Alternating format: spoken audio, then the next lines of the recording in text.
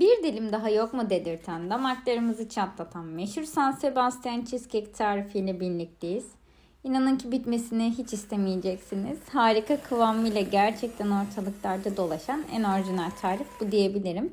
Malzemeler ve tarifin detayları aşağıda yazıyor. Peki San Sebastian'ın tarihini biliyor musunuz? Hadi tarihine de bakalım bir.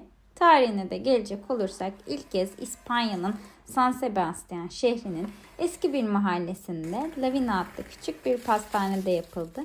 Kendilerine aşırı derecede teşekkür ediyorum ki bizi böyle güzel bir tarifle buluşturdukları için. Şimdiden yapacak olan herkese afiyet olsun. Kesinlikle beğeneceksiniz ve kesinlikle denemelisiniz dediğim tariflerden biri de bu oldu. Pişirme kıvamını kendinize göre ayarlayabilirsiniz. Herkese afiyet, bal şekeri olsun.